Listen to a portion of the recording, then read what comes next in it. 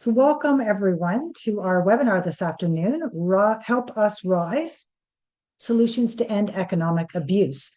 We are hosting this webinar this afternoon in collaboration with the Canadian Centre for Women's Empowerment and the Canadian Network for the Prevention of Elder Abuse. So we are so pleased to bring you this session as a collaborative. Hopefully we'll provide you lots of new information and resources that you'll be able to take away and apply within your workplace setting or in your own lives as well. Before we begin, I want to provide our land acknowledgement. We acknowledge that we gather on the traditional territory of a number of First Nations and acknowledge their stewardship of this land and its waters as protectors of its natural abundance throughout the ages. We seek a new relationship with the original peoples of this land that remains their homes to this day. May this relationship be one of peace and friendship, based in honor and deep respect.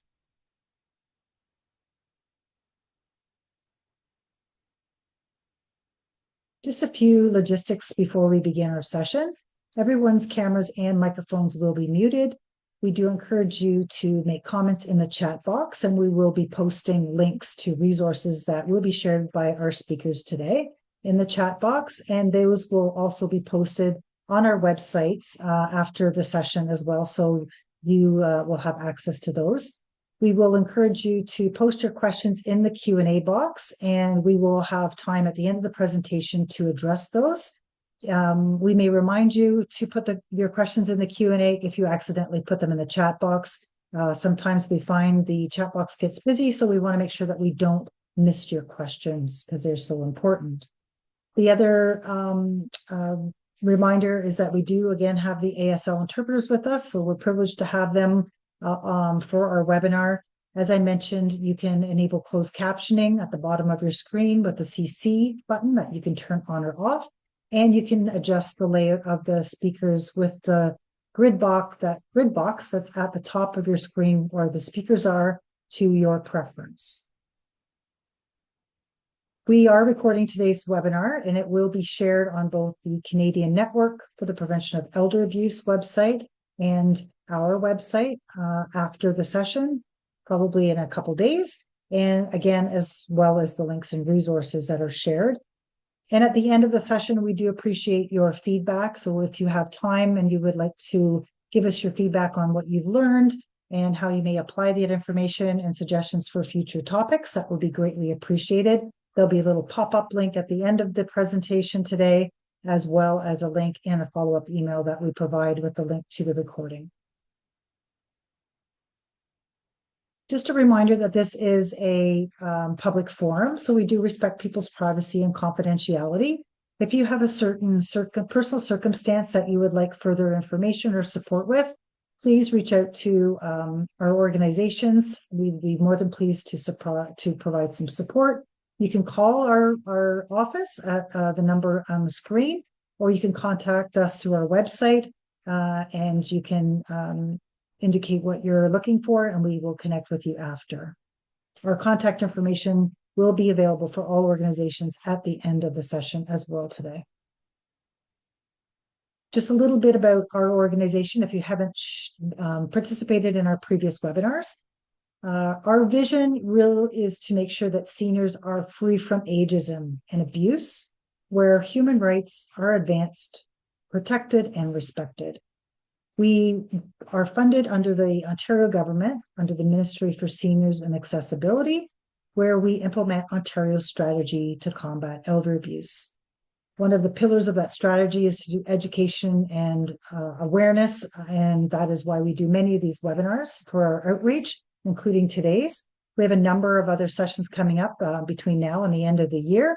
So we do have another webinar coming up on Friday, also addressing the economic prosperity and security of older women, and in partnership with HelpAge, and also on November the 26th, again with our Canadian Network on gender-based violence. So you can check our website. We have many other conversations and webinars happening as well. So I would like to turn it over to my colleague as well, and just to introduce her organization about the Canadian network. So thank you.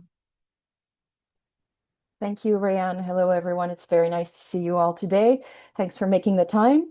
If you are new to our webinars, I'd like to introduce myself. I am Benedict Schöpflin, the Executive Director of CNPEA, which is the Canadian Network for the Prevention of Elder Abuse. And CNPEA is a pan-Canadian organization, and our work is really to improve awareness, support, and capacity to have a national coordinated approach to the questions of elder abuse and neglect.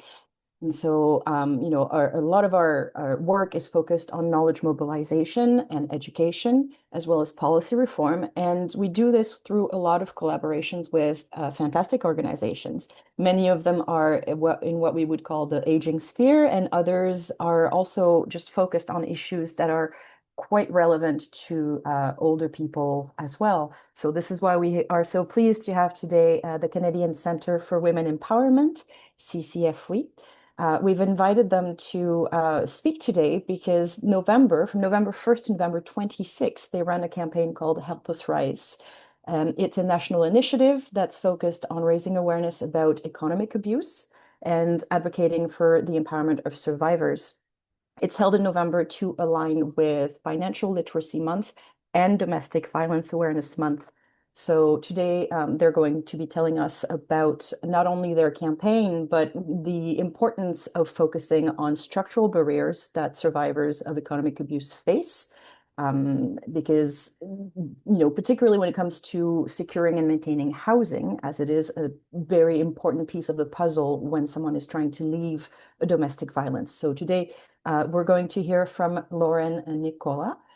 If I may just see, perfect. So Lauren is a registered social worker at the Canadian Centre and works at the Canadian Centre for Women's Empowerment. They hold an MA in Social Justice and Community Engagement and a Master of Social Work, and have experience both in frontline services and advocacy through working through the shelter, the child welfare systems, anti-violence initiatives with various organizations, all the way to today with CCFWE. So welcome, Lauren. And we'll also hear from Nicola, who is the project manager for financial empowerment at CCFWE and human resources project manager, as well as DEI specialist, a full plate. Nicola is focused on the financial empowerment project, where she leads initiatives that support the financial well-being and economic resilience of survivors. Nicola has worked in human resources as well. So this background in HR strategy and workplace development are really aligned with empowering women and communities.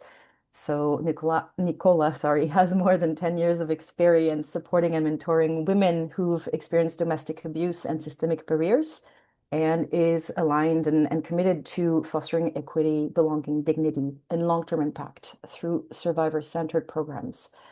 All things which we are very, very enthused by and supportive of. So I'll say no more. I guess I'll leave the floor open for Lauren and Nicola to tell us more about their work, and we'll see you on the other side for the Q&A. Thank you so much for that lovely introduction. So as was introduced, sorry, my name is Nicola. And so before we kind of begin our time together, I'd like to acknowledge the traditional territory that CCFWE operates on. We recognize that the Canadian Centre for Women's Empowerment, CCFWE, is located on the unceded territory of the Algonquin and Anishinaabe Nation. For thousands of years, Indigenous peoples inhabited and cared for this land and continue to do so today. As a grassroots organization, we commit to dismantling barriers to economic resources, especially for Indigenous communities facing abuse. Acknowledging colonialism's ongoing impact, we pledge to work alongside Indigenous peoples, following their lead to restore justice and build a better future. We are grateful to have the opportunity to work on this land, and by doing so, give our respect to its inhabitants. So please be advised that this webinar will include discussions about trauma and abuse. We aim to create a supportive and respectful environment for all participants. If at any point you feel uncomfortable, please feel free to take a break or just step away as is needed. Thank you. So one of my colleagues will post a link in the chat. Okay. So today we are here to speak about economic abuse within intimate partner relationships. At Canadian Centre for Women's Empowerment, or CCFWE as we are lovely called, we're focused on addressing all forms of economic abuse. That includes economic control, economic exploitation, and education and employment sabotage. We work nationally to drive policy change, provide survivor-led support, and push for systemic transformation, especially for women in marginalized communities. Our mission is to build a survivor-informed, culturally appropriate, and rights-based support system, one that leads to safety, dignity, and financial independence. So now that you've had a sense of who we are and the mission that drives our work at CCFWE, let's take a closer look at how we put that mission into action. So some of the things that we do, research and evidence. We conduct community-based research in collaboration with BIPOC survivors, nonprofits, and financial institutions, just to bridge those gaps in knowledge and practice. We also do training and education, where we deliver trauma-informed, culturally sensitive programs that increase awareness and build capacity among financial institutions, nonprofit organizations, survivors, and service providers. We do system change as well, where we engage with all levels of government, financial consumer agencies of Canada, bank lenders, credit collectors, and fintech companies, and international bodies, just to introduce economic abuse into national policy frameworks and fight structural inequality. We also do programs and peer support, from financial literacy to credit repair and course debt support. We offer a wide range of survivor-led programs to help individuals rebuild their lives. Technology and innovation. I think we're having issues with our, but I'll continue. Technology and innovation. We've developed Canada's first mobile app focused on economic harm. We also work with banks to ensure technology safety on e-transfer and payments. Thank you so much. And we'll be moving on to understanding economic abuse. So now we're going to take a deeper dive into the topic of economic abuse. Economic abuse is a form of family and gender-based violence. This type of abuse can be hard to see because it doesn't leave visible bruises. Instead, it shows up as an empty bank account, damaged credit, and stolen futures. It happens when an abuser controls a survivor's ability to earn, use, or keep money. And that control can trap survivors in cycles of poverty and violence. 95% of survivors of intimate partner violence experience economic abuse.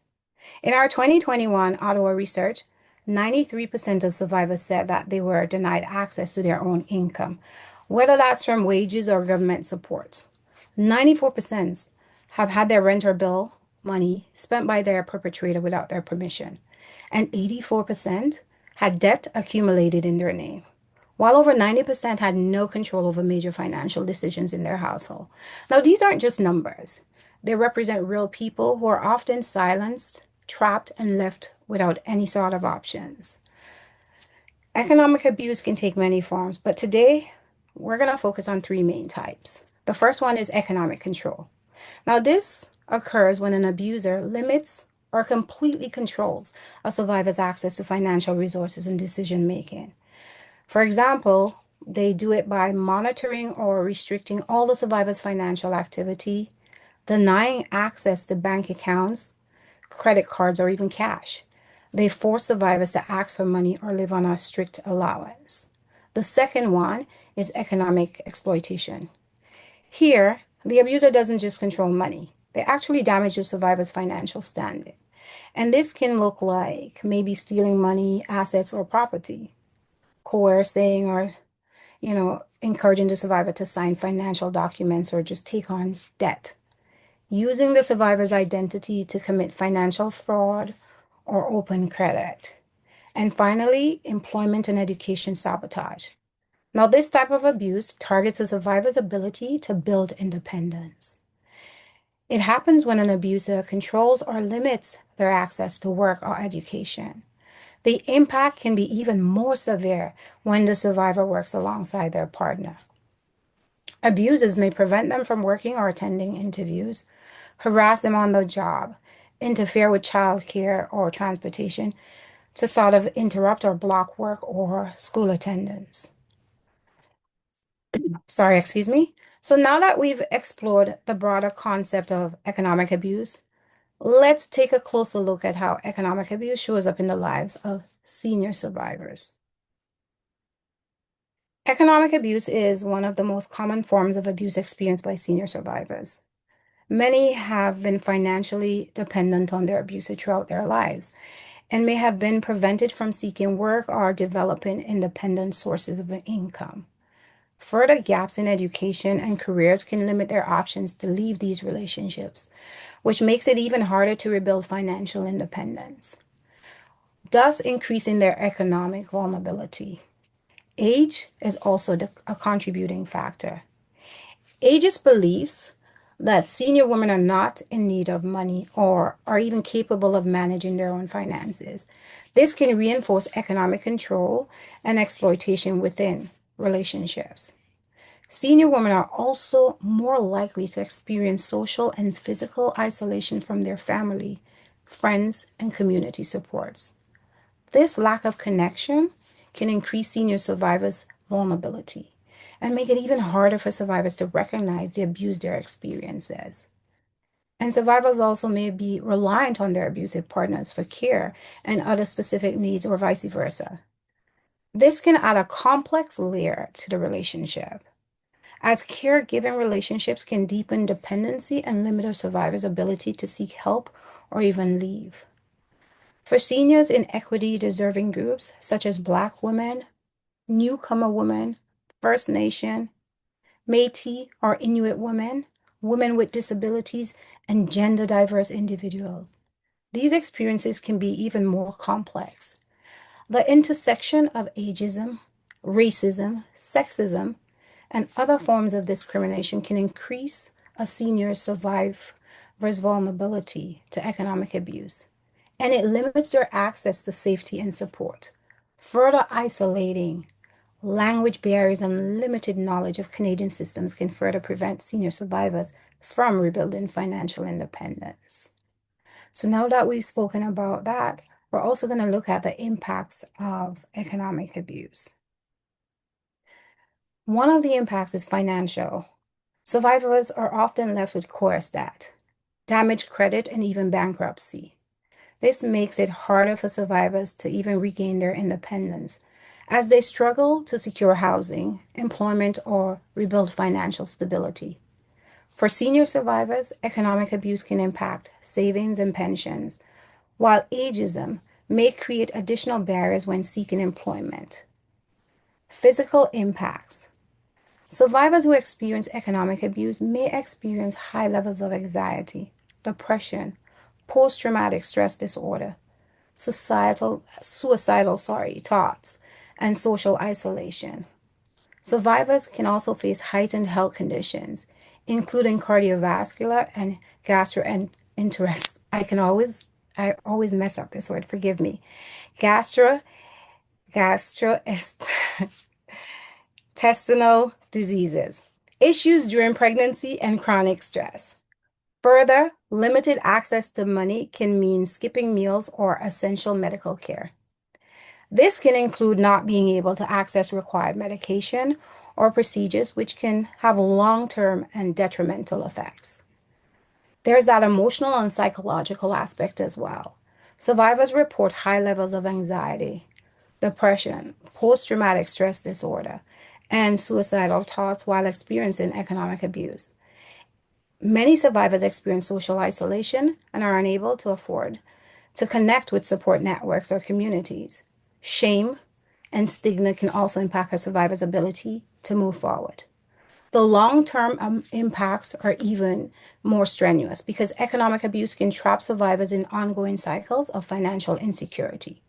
These impacts can last for years. Survivors often struggle to rebuild independence and stability, especially when the abuse continues through coerced debt or legal battles and other systemic barriers. So, for survivors in equity deserving groups such as First Nation, Inuit and Métis women, Black and racialized women, senior women, newcomer women with disabilities, and gender diverse women, the long term impacts can be heightened as they are more likely to experience poverty, unemployment, and face a higher risk of housing insecurity. These factors can push survivors deeper into poverty. So now that I've gone deeper into that topic, I'd like to pass it over to my colleague, Lauren, to continue this conversation. Thank you so much.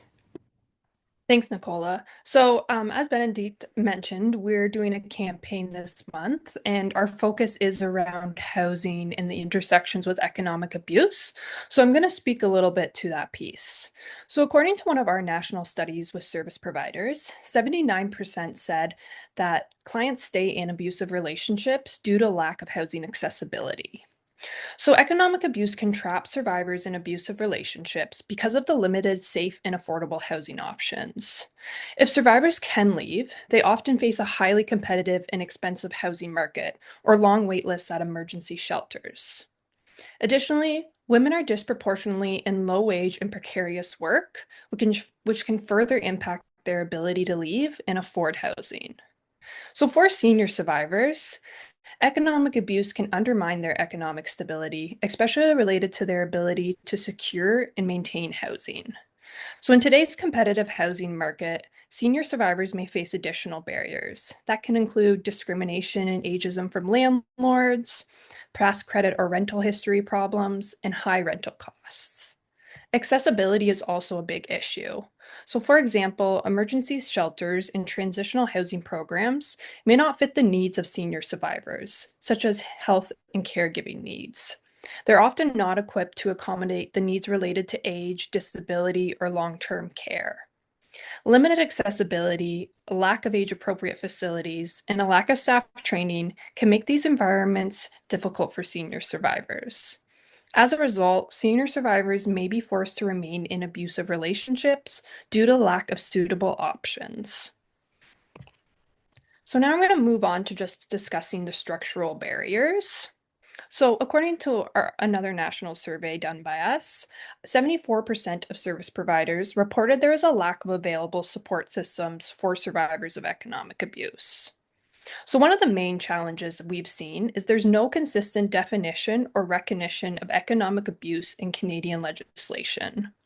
So this lack of response or understanding within systems, especially within the legal system, further restricts survivors in accessing support and keeps them dependent on abusers. The financial sector also lacks adequate responses to economic abuse. Our research shows that 70% of survivors felt that their bank did not recognize or respond appropriately when signs of economic abuse were present. There's a significant gap in financial institution responses. Further, in our 2021 survey, 67% of bank staff said they would not know how to identify signs of economic abuse in intimate partner relationships if they were presented by a client. For senior survivors, these barriers can make it even more difficult to access support. Many have experienced a lifetime of economic control or exploitation and financial dependence on an abusive partner. This leaves them with limited financial literacy or understanding of what supports are out there. For those who hold intersecting identities, such as a newcomer woman or Black women or Indigenous women, these barriers are heightened by systemic ageism, racism, and sexism. So now I'm going to discuss the cultural and social norms that relate to economic abuse. So cultural and social norms can significantly shape how senior survivors experience and access support. So in some cultures and communities, economic control by men or a partner is normalized and not seen as abusive. This can make it really difficult for survivors to recognize certain behaviors as economic abuse. For senior survivors, particularly those who have lived with traditional gendered roles, economic dependence and decision-making by their partners or relatives may feel expected or normal, rather than controlling. These expectations can also be reinforced by caregiving responsibilities. For example, many women are expected to provide unpaid care for children, spouses, and grandchildren well into old age. The impact of these roles can deepen that financial insecurity and limit options for senior survivors to leave. So cultural understandings of relationships, marriages, and money can also shape how economic abuse is talked about.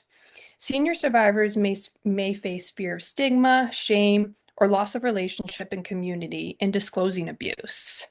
These intersecting factors can create significant barriers for senior survivors to reach out for support and recognize what they're experiencing. So now that we've explored how economic abuse shows up for senior survivors, we're going to talk a little bit about the supports available at CCFWE. So before I go into the specific strategies and tools that we offer, I'm just going to discuss the approach we take through our programming and supports. So a survivor-centered approach for us means prioritizing a survivor's goals, autonomy, and lived experience. So a survivor might not be ready to discuss what they're experiencing or discuss their options. That's where we want to focus on education and safety. A trauma-informed approach for us means taking small steps. So trauma can make that long-term financial planning feel very overwhelming. So it's important to support survivors in regaining that financial autonomy slowly and at their own pace. So instead of assuming that financial independence or separation from a partner is the immediate goal, recognize that survivors might need to take those gradual steps towards regaining financial independence, especially for senior survivors who may have been their whole life. So now I'm just going to discuss some specific tools we have at CCFWE. So one of our tools is the Economic Abuse Screening Tool, which is a toolkit for service providers. So this provides service providers with tools to identify and understand survivors' experiences of economic abuse and connect them with the essential resources. So the toolkit has 4 parts. It includes screening questions to help identify the different forms of economic abuse, has some background information to help service providers understand economic abuse, and then also a survivor handout. So that includes simple trauma-informed explanations for survivors and community outreach. And then the 4th part is a list of Canadian resources and guidance for supporting survivors.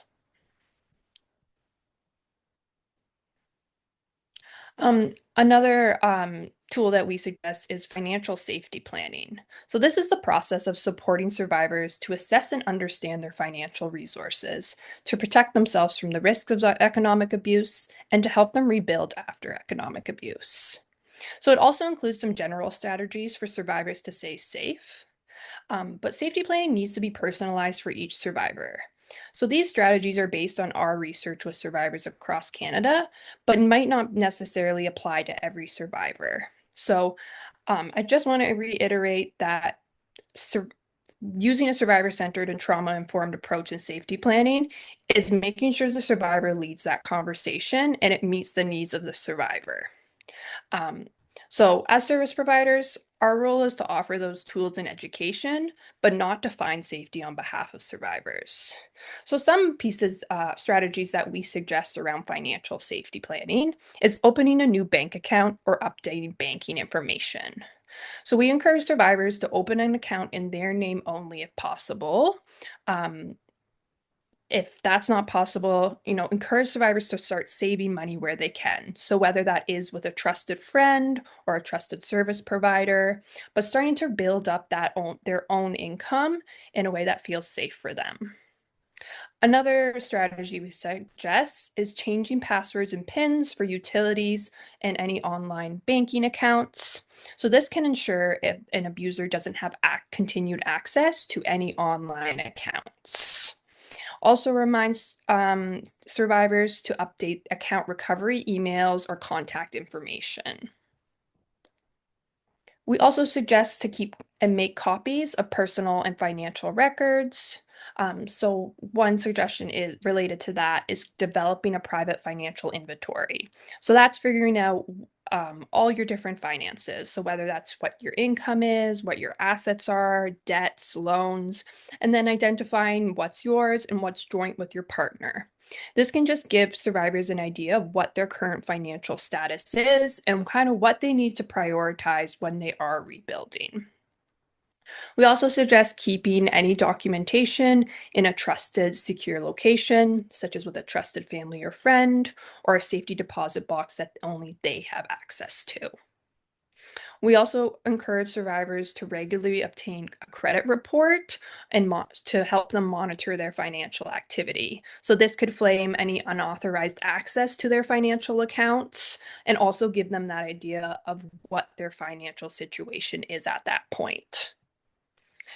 We always also encourage to protect that technology and digital privacy. So making sure they turn off their location services on their phone, remove any shared devices or accounts, log out of shared social media or financial apps. If survivor does suspect that their abuser is monitoring their devices, majority of victim services will help survivors access new phones. And then another strategy we suggest is seek legal advice and document evidence. So legal advice can help survivors understand what their rights are, especially if they're going through a legal separation. They can give advice on how to separate finances and steps to challenge coerced debt. If we do strongly encourage survivors to seek that legal advice before agreeing to anything in relation to legal separation. And then lastly, if a survivor is still living with an abusive partner, we suggest preparing an emergency exit bag in case of escalation. So we suggest creating a bag where they have some of those important documents and other items they may need, such as like their IDs, keys, any medication that they would require, copies of any custody orders or important documents. And we suggest that the survivor keeps that in a safe location, so whether that is with a friend or family member or even with a service provider. So at CCFWE, we also offer financial empowerment and literacy programs to survivors of economic abuse living in Ontario. So Reclaim and Rise is our 6-week virtual program for refugee survivors. Participants learn about budgeting, debt management, and financial safety planning. And then Shield to Thrive is also a 6-week virtual program prioritizing Black, Indigenous, and racialized survivors. So this program is currently on pause as we're going through a rebranding process and will relaunch in the new year. And part of both of our programs, survivors have access to a social worker and a financial advisor throughout and after the program.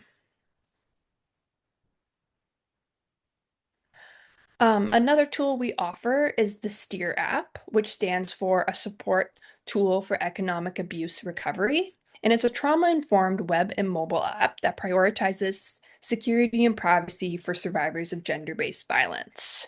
So some of the features include it has multilingual content, so it's available in 5 different languages. It has security measures embedded, such as a PIN and a quick exit function. It also has educational content to help survivors with safety planning and understanding economic abuse. And then it has resource connections, so it links users with region-specific services for economic abuse. And that is available both on Apple and the Google Play Store. And then we also have developed fact sheets on economic abuse to help survivors, service providers, and bank workers to recognize and understand economic abuse. So our fact sheets are available in a variety of languages and available on our website, which my colleague is going to be sharing the link in our chat. And all these links are also embedded in this presentation. And then lastly, before I finish up, I wanted to highlight our Help Us Rise campaign. So throughout the month of November, and was ending on November 26th, which is National Economic Abuse Awareness Day, we're spotlighting economic abuse. So today's webinar is part of that series. Keep an eye on our social media, and I'll also chat a little bit more about how you can get involved.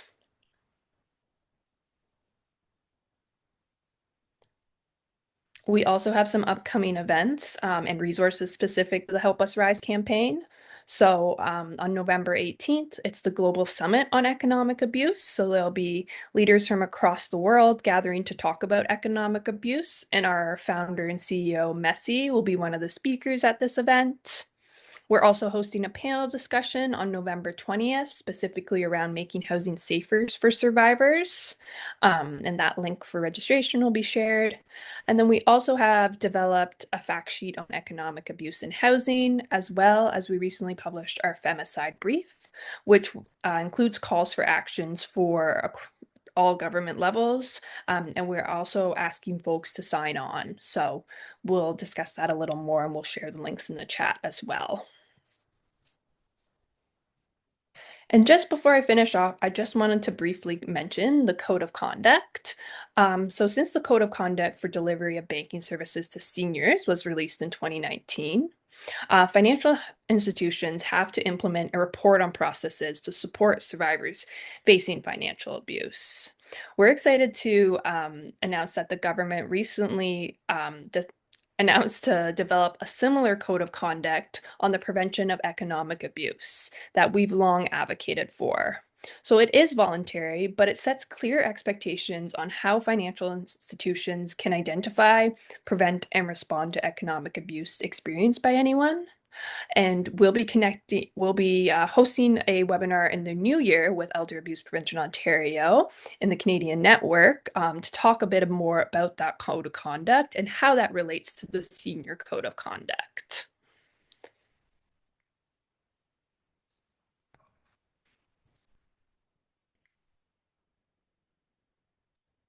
We can move to the next slide.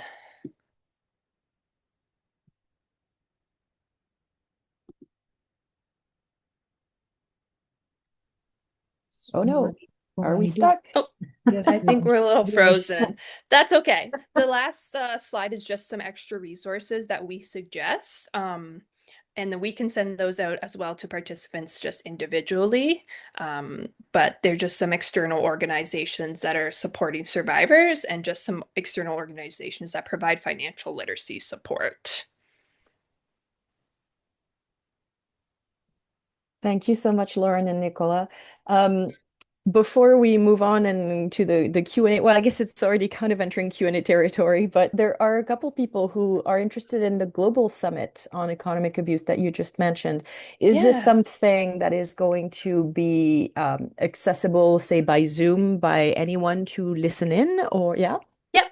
Yeah, so it'll be available on Zoom, which I think it is on our website under the Help Us Rise 2025 events that Michaela just shared that link in the chat there. So if you go on there, you'll see it and you can press on it and we'll bring you to that registration form. It is free to access. Oh, and the Kayla just sent the direct link. And it is on Zoom, so it's accessible in that sense. Wonderful. And just as a reminder, the resources, which we couldn't display on the screen as you were speaking about them, will be listed on obviously on your website, but also on our website, cnpa.ca, and Elder Abuse Prevention's Yes, website. So one way or another, everybody will get access to them so that you can exactly. explore at your leisure. So I guess we have we've got 20 minutes, which is great. So plenty of time to take questions from the audience. So I'm going to invite everyone now to, if you have questions for our presenters, to click on the little Q&A box at the bottom of your screen and type your question there so we can track them more easily. We'll give you a few minutes. In the meantime, I was wondering, Lauren, if you could tell us a little bit more about the Help Us Rise campaign and how people can participate, what they can do. Yeah, definitely. So, as I said, Help Us Rise is to focus on economic abuse and bring that to the spotlight. So, one way to get involved is sharing on our social media. So, you can follow us at CCFWE on Instagram or the Canadian Centre for Women's Empowerment on Facebook and LinkedIn. We're sharing a wide range of posts daily. So, please reshare. We also have a social media toolkit on our website if you wanted to share on your own platform, and it includes sample posts that you can reshare.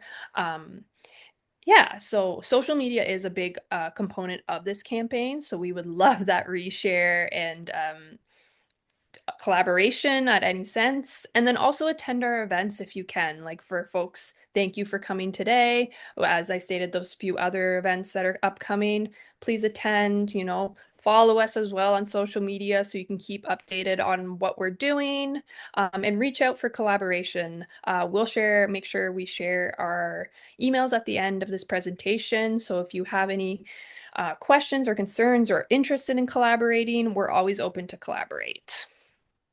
That's wonderful. And this is exactly why we're doing this today. It's always a pleasure to work with you. Um, I really appreciate that you put a focus on older survivors as well, because I find that for a population that is already often made invisible, being older and in a situation of abuse, in an intimate situation or family or caregiving situation, it's even harder to be seen, to be heard, and to access resources if and when they exist. So it is truly appreciated. Um, are you okay? Because we received quite a few early questions from before the webinar even opened from participants. Are you okay if we maybe tackle a couple of these? Yep. Okay. Yes, definitely. So there was one that I thought was really interesting because, as you said, you mentioned in your presentation, people are maybe not ready to disclose right away, to talk about it or do something immediately. But there was a question asking, how do you approach people who do not see themselves as victims of financial or economic abuse? Because that's a perspective shift sometimes for people. Definitely. And that's like the one of the hardest parts with economic abuse is like it's not easy to recognize, right? And it's hard to identify, yeah, this is what I'm experiencing. And even with the term like survivor, we recognize that not a lot of people like to identify with that because it doesn't maybe necessarily fit their situation.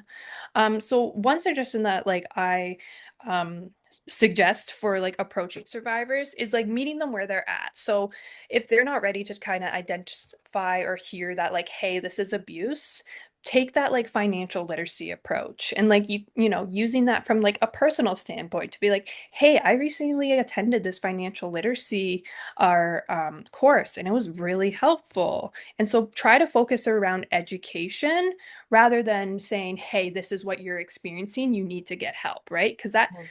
t anytime you tell someone what to do, they're going to get defensive, no matter what it is, and especially when it comes to abuse. So, making sure you're focusing on that education rather than you need to do A, B, and C, right? Where that education piece, when they're ready to get support, that can help them being like, okay, well, this is where I can go now that I'm ready. Nicola, did you have anything to add? No, I was just gonna say, in my experience, because I'm an extrovert, so sometimes when I walk around with my card, and then I see people at random events, and I give them my card, and they're like, "What is this? Like, what are you doing?" And I explain what I do, and they're like, "Economic abuse, what's that?" And then it's an opportunity to tell them more about the program and just even share my story about when I think about I've usually thought about gross domestic product and inflation and not understand the ramifications and the financial aspect of it, right? Because we're just focused on that piece and we can never put it together with everything else that's happening. And I tell them the story of when I first started with CCFWE back in 2021, how, hey, I didn't even know what it was, right? And then when I started hearing more about it, then I started recognizing, hey, I also went through economic abuse because that component of hiding your money, leaving it with friends, you don't associate it as because you're coming from a place of, hey, my partner cares about me. He loves me. He's protecting me. He's making sure I'm financially secure. I don't have to go to work. He's providing all my needs, but you don't actually see it as control. And so when I started hiding money, I still didn't see it as, oh, I have to do this for my safety. It was just, oh, I just don't want him to know how much money I have because he's just so nosy. He's in everything, right? So when I started with CCFWE, it was interesting because again, the education piece is really important because you get defensive because you're emotionally tied to that person. Mhm. And society has taught us whenever there's a problem, the onus is on us to leave the situation. So we also have to remember we're telling somebody to leave a situation where all they're leaving with is their immediate needs. That emotional connection is so hard to break because it's been so many years. And you make excuses and you say, no, that's not me. So it's just leading with grace and empathy and understanding that it's not black and white. There's so many things that are attached to that. Your emotion, there's a long relationship. There's so much history there. And sometimes it's just being able just to listen and just be there when you're needed the most. Yeah. Mhm. I think particularly for older people where the abuse might be coming from children or other family members, the family bonds and all the complexity of that can really make it difficult to recognize, acknowledge that something is going on first, and then also it can affect the decision-making process because they might be doing something wrong. They might be taking your money or preventing your employment opportunities or whatever it may be. But it's also somebody you care about that you don't want to create additional trouble for. So I fully understand that. Yeah, exactly. Because in one of my conversations with an elderly person who's very near and dear to me, she said that when I think about all the things that he's done to me in the past, I don't want to associate with him. We sleep in separate rooms, but where am I going to go? I'm older now. What am I going to do? I can't work now. So I just stay in my room with my dog, and he stays in his room, and even just interacting with him because she has all that pent-up frustration. And it's so I just talk to her and I listen, and you know, I'm just there for her. We go for walks together and we just talk about it because that's as much as she needs at this point in time because there's those guilty feelings of I should have left a long time ago, Mhm. right? So it's hard. It I think is. the other It's. factor is, which I think you've alluded to in the presentation also in terms of barriers, is the different cultural diversities of maybe an older adult sponsored to be here that, is reliant on the family or the person that's providing the care or a roof over their head. So they feel there's no other option to go. Language could be a barrier. There's so many complexities, that intersectionality that you had mentioned, Nicola, at the beginning, that also prevents people. But I think, the advice you were saying about being by their side and just talking to them and not solving the problem, but giving them support, and that maybe at some point they will be willing to acknowledge and maybe address the situation at their own time. Now, we have a question from the audience that just came in that is asking whether CCFWE or maybe partners of CCFWE provide education to hospitals, particularly social workers, about these programs. The person is asking whether you provide consultations to facilitate safe discharges from hospitals as well. Is that something that is available or on your radar at all? So not like we haven't collaborated specifically with hospitals, but are definitely open. We have worked with social workers and different social services. Like recently we partnered with OCASI, which is the Ontario Council on Agencies Serving Immigrants, and provided a webinar on understanding and recognizing economic abuse to their network. So we're always open for collaboration. Feel free to email me if to whoever asked this question, and that's something we can definitely explore. We work from a really collaborative approach, making sure we're meeting the needs of the organization that's reaching out, as well as staying aligned with our values. And just in Wonderful. addition, Elder Abuse Prevention Ontario also provides training to hospital sector social workers. We have actually presented to the Ontario Social Workers Association on different factors, including safety planning as well. So you can reach out to our organization in addition, depending on where you're located. We can try to accommodate that as well. And I think that answers a question that came in earlier, that was inquiring about elder abuse information for the community, whether there was a charge and who to contact. So if you're in Ontario, by all means, do contact Rayanne. We'll put the contact information in the chat box as well again. I wanted to go back to towards the end of the presentation, you mentioned the forthcoming strategy on financial abuse, the forthcoming code of conduct for banking institutions. And somebody had sent an early question to us about the role of financial institutions. And they were asking, what role can financial institution play to support those who are at risk or suffering of economic abuse by a partner? Yeah, I might pull in my colleague Michaela as well to help me answer this. But once we like see that code of conduct released, um it is voluntary, but taking Mhm. that on and implementing it within their financial institution is a big part. And working with organizations such as ours and you folks on like how to implement specific supports for folks, especially survivor-centered approaches within banking institutions. That's a big one for us. We're working with a few banks right now to help get supports for survivors across Canada. Michaela, did you have anything to add around that? Or Ray, Nicola? Rayanne, can we, Nicola, sorry, before you answer, is there a chance that we can unmute Michaela or is this automated? I think I'm unmuted. Oh, Um, beautiful. Thanks, Lauren. Thanks, Benedict. Yeah, I think Lauren already mentioned that about the code of conduct. I think in general, I think it was also part of the presentation where we saw that there's actually a lot of still gaps and challenges when it comes to the financial institutions and how to deal with economic abuse. So we just don't see like a cohesive like code of practice basically, which hopefully the code of conduct that is going to be developed will tackle. In general, I'm not sure now if Lauren mentioned that, but we see that when we heard from a lot of survivors that we were consulting, that actually sometimes the banking staff can be the first line of mentioning economic abuse experiences or like experiences they have with economic abuse because there's still so much shame and stigma surrounding finances and money that they don't want to go to friends or family to talk about it, but they go to banks. So in that sense, financial institutions actually have a very important role to play or have an opportunity to prevent early and mitigate the consequences of financial abuse.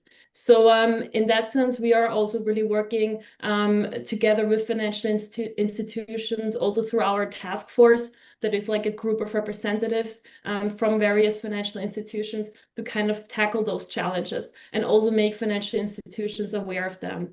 I can put in the chat as well some document from our Financial Future Summit that we held in November of 2023 where representatives from all across from the UK, Australia, and Canada came together from the financial system to talk how to make basically banking safer for survivors and also more accessible. And there's a link to our report, which also shows like 12 tangible actions that financial institutions can take to prevent and reduce economic abuse.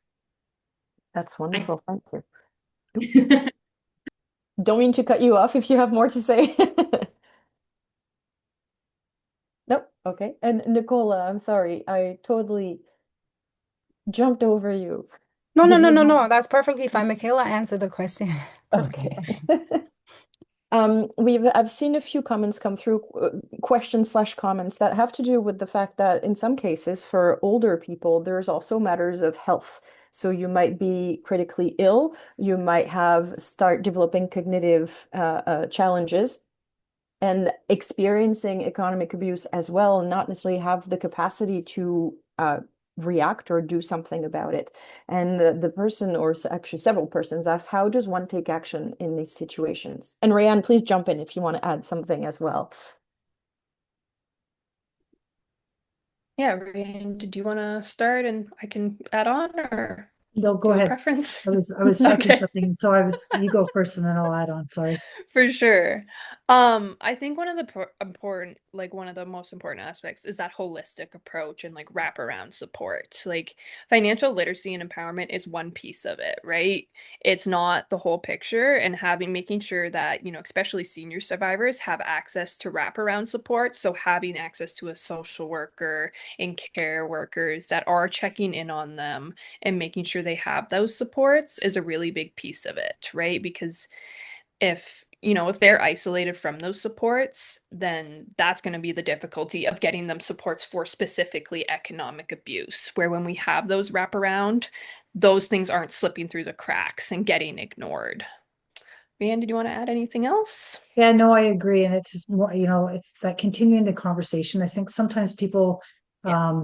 they, if the person doesn't act the way that they think they should, or they should leave the situation, like you were saying before, Lauren, about don't telling people what to do. It's being on the journey, their journey. This is their decisions and choices. We don't want to fall into that coercive control, kind of like Nicola had said, because it is their journey and it's their choice. And whether we agree with it or not, but being there along the way and maybe providing the supports and knowing where to take them to appointments, taking them to offering them where the counseling can be, maybe going with them or helping them make the phone calls.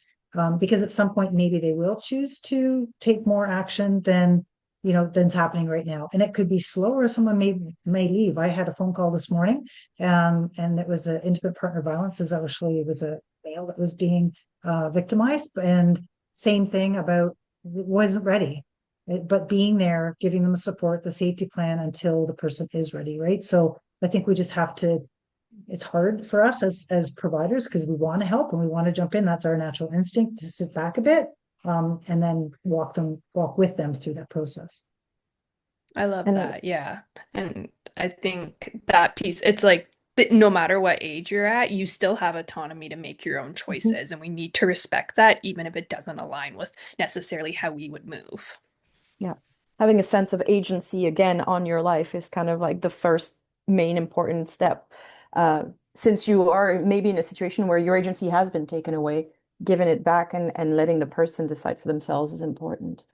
Speaking of, men also experiencing forms of abuse, there was a question from someone asking, does CCFWE support also any women identifying persons? And second part, where would you refer men to that may be experiencing economic abuse? For sure, yeah. We support women identifying folks. So our definition of women includes trans women, gender diverse individuals. We currently don't serve men, but that is something we're, hoping to explore in the coming years because we recognize that is a very big gap in services. There is Ontario does have a hotline for male survivors that we tend to refer to for like male and male identifying folks. I can follow up with this person if you want to shoot me a message about this to provide some other specific resources. Because, yes, we do recognize that is a big gap, and men do experience abuse, especially economic abuse, and we do need more supports for that population. Okay, and Stephanie says yes, please. So she will be following up directly. And then I guess we are kind of coming to the end of it. I know we don't want to go over because people are very busy, but there are, I'm sure, plenty more questions we could tackle. Perhaps we can touch on some of those in our New Year webinar together. Um, Thank you so very much today for making the time and for talking about your work and talking about the Help Us Rise campaign. We hope that this has been useful for everyone present today. If you are interested in continuing to explore this topic this month, given the fact that this is also Financial Literacy Month and Domestic Violence Prevention Month, there's going to be a webinar this Friday organized by Elder Abuse Prevention Ontario, which is looking at supporting the economic prosperity of older women, particularly older women from, oh my God, I'm losing my Community-based. vocabulary just when I need it. community-based From social community services. in the community-based social services. Thank you. So how can people who work in senior services in the community help support older women of diverse backgrounds, especially from underrepresented groups, build economic prosperity and security? So I find it's a nice pendant. If you're interested in hearing about this, this is on Friday of this week. Ryan, I'll let you conclude our call today. Yeah, thank you everyone for joining us and staying with us for the full session. I think it was really enlightening. I learned some new information as well, especially some of the new tools. Both Benedict and I will share that information within the next coming days. Yes, please reach out to us, our organizations, support the Help Rise campaign, and get involved. Anyway, I think sometimes we think that maybe as individuals, we may not be able to take action or do things, but at individual, community, societal level, if we all work together, we can create change and help end the economic abuse that older adults are facing, as well as younger women as well. So thank you all. Thank you for our interpreters. We will, as I say, get this posted as soon as possible because there was so many great links and resources shared here today. And thank you, everybody, and have a good remaining of your week. I guess we're sort of in the middle of the week right now. So thank you all again. Thanks, folks. Thank you, everyone. Bye. And please remember, just send your questions to us and we can follow up with any responses. Yeah. Thank you.